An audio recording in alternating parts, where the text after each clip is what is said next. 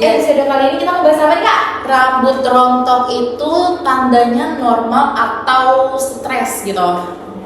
Ini kan pasti banyak banget nih dialaminya sama.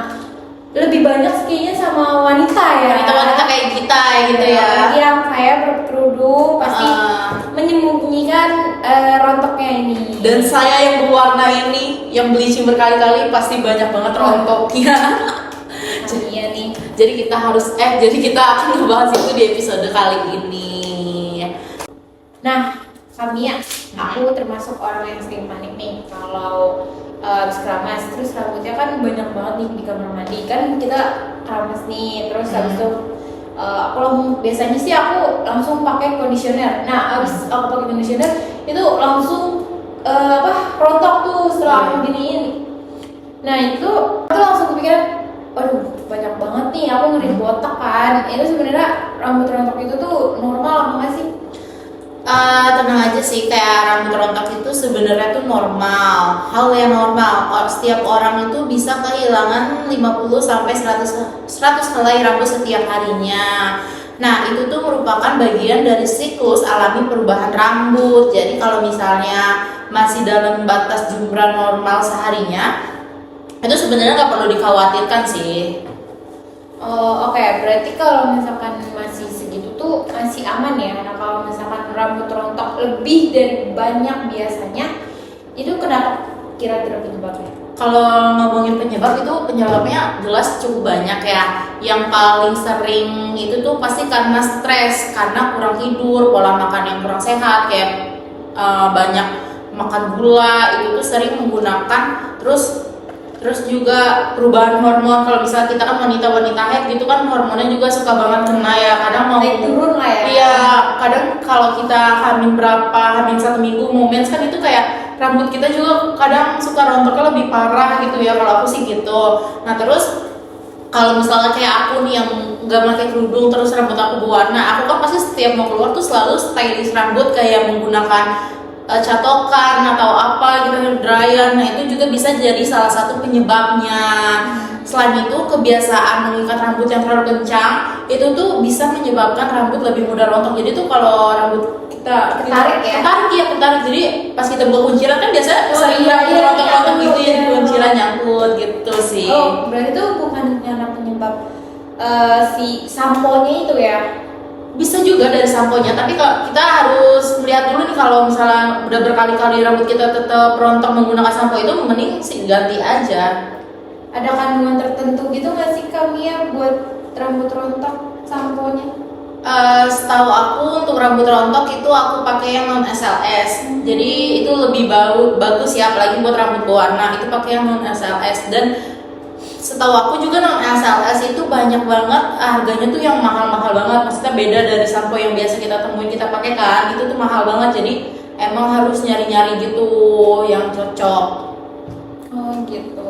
Jadi kalau misalkan dari makanan sendiri ngaruh nggak sih Kak?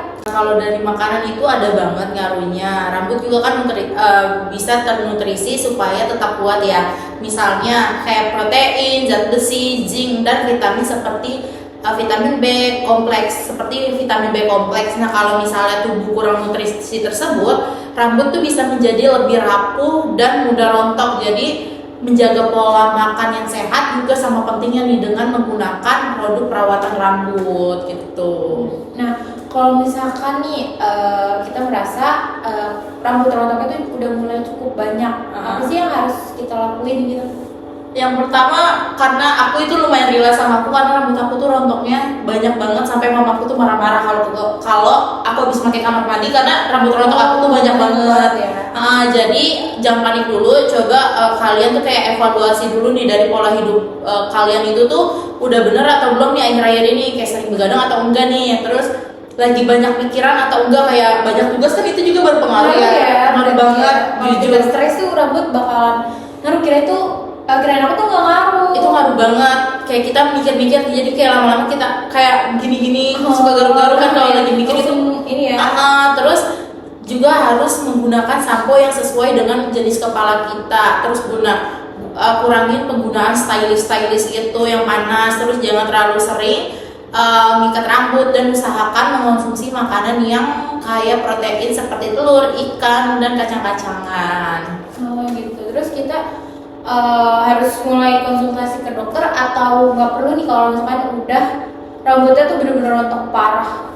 Kalau misalnya sudah berlangsungnya cukup lama dan jumlahnya semakin banyak, atau sampai muncul di bagian kepala kayak ada yang pitak-pitak gitu, menipis gitu, itu sebaiknya segera saja konsul ke dokter kulit ya, karena kan bisa saja ada penyebab medis yang memang perlu ditangani terlebih lanjut dulu gitu.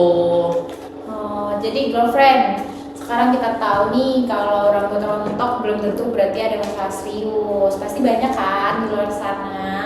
Yang penting kita tuh bisa membedakan mana rambut rontok, mana yang normal, dan mana yang perlu diperiksa lebih lanjut.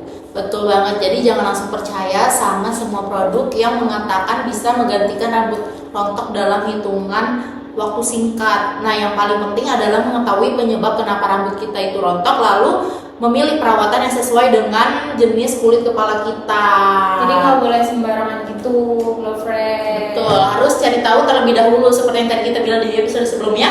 Kalau mau apa-apa tuh cari tahu terlebih dahulu, review orang. Langsung Lihat satu konten, gue mau langsung ternyata nggak cocok sama kita. betul, karena aku juga pernah karena kan rambut aku berwarna. Sebelumnya tuh aku pakai sampo yang khusus buat rambut berwarna. Itu cocok banget, rambut aku jarang rontok.